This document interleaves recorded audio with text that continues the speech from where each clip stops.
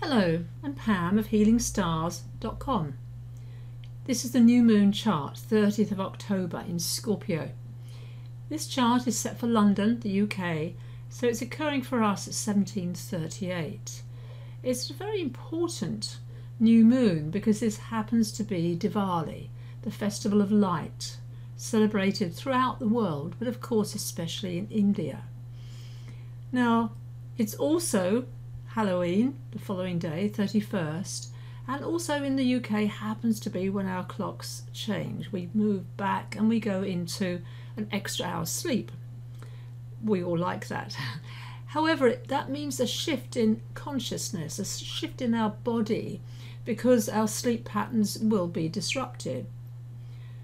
This is a very important new moon. The reason being that here's Mercury. The UK, we happen to be governed by Mercury. It's a Gemini ascendant. Mercury at 9 degrees of Scorpio is forming an exact trine to Neptune and the South Node, also at 9 degrees. It's Pisces. These are water signs. Neptune and the South Node have been travelling together for quite some time because both move very, very slowly. Neptune is fantasy, illusion, our heart's desire, and the highest level of compassion, universal love, dreams come true.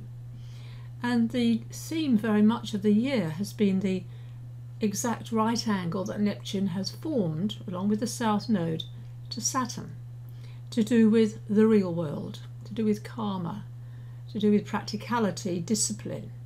And at this new moon you can see Venus and Saturn are very close together. In fact, they've just parted. A commitment is called for when Venus and Saturn come together. A commitment to love, a commitment to truth, to justice, to all the qualities of Sagittarius. Sagittarius looks upwards.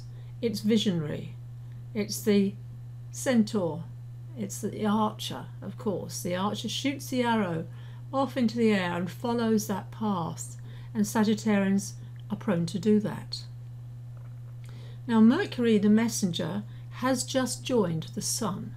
That occurred on the 27th of October, and that was at 4 degrees of Scorpio.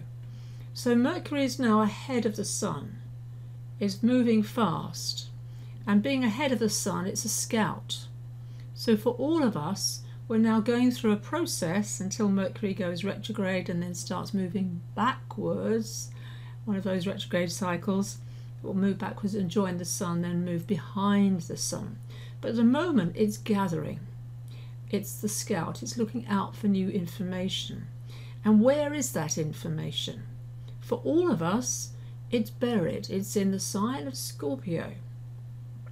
Now Scorpio has 2 rulers. Traditionally it has Mars as its ruler, and more popular maybe, but Pluto also governs Scorpio. They are both in Capricorn. Pluto is there for a long, long time. Pluto is there for 16 years. So therefore I am a Scorpio. I prefer to use Mars as my ruler of my sun. Mars is exalted in Capricorn. What that means is it does very, very well. And Mars and Pluto together don't give up. They keep going. It's about endurance. But they are also in Saturn's sign. Saturn's in Jupiter's sign. And that's where we start to have a very interesting story. Jupiter at the moment in Libra, for a whole year, here it is in Libra, the sign of justice, sign of balance, the sign of the scales, is forming a very good connection to Mercury. Mercury is the messenger, Jupiter, the truth bringer. Jupiter and Mercury govern the left and right brain. So when we can see the big picture, which is Jupiter, and we can also see the details to carry out our plan, we are on a path of success. And Mercury is tuned in to something I would call a direct channel or a download. People use both expressions. Downloading information, downloading creativity, because Neptune in Pisces is very creative. So this is an opportunity. This day, this cycle, it's a seed, remember? New moons are always seeds. They set something off for the whole month. And sure enough, on the 1st of November, 2nd November, we're getting the Sun forming that exact trine to Neptune, the South Node. So Mercury is moving fast, moving forward, but the Sun will catch up. So it's not just about tomorrow, the 30th. It carries on through the week. Also, in this chart, what's going to happen on the 3rd, and I think I can animate my chart wheel to show you this.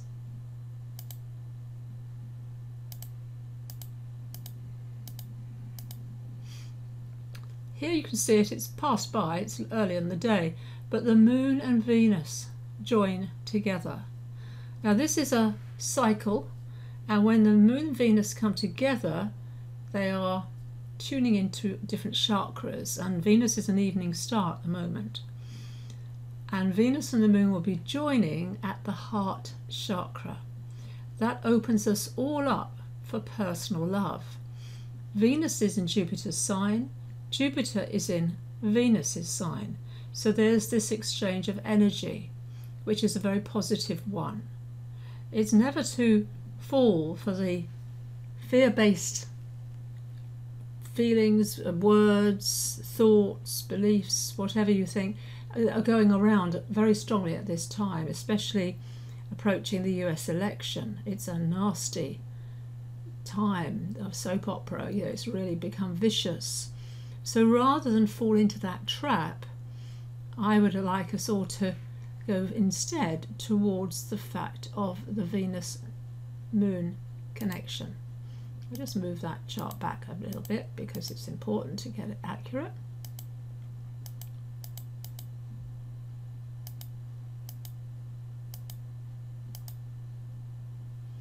Here it is, they're at 19 degrees of Sagittarius. This is close enough to Saturn.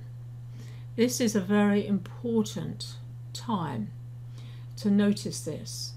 It's also Mercury, here it is, at 15 of Scorpio, Pluto at 15 of Capricorn. They are also in a very, very good combination together. So I'm going to be doing a webinar on the Venus cycle. If you haven't watched it with me, then I am now planning it, and I would like you to connect over the next few days with what you love, what you believe in. That's what Venus in Sagittarius is describing. What is your goal for the future? Because it's Sagittarius. This is the connection of Scorpio energy, the seed, and Sagittarius, which is the Venus-Saturn conjunction.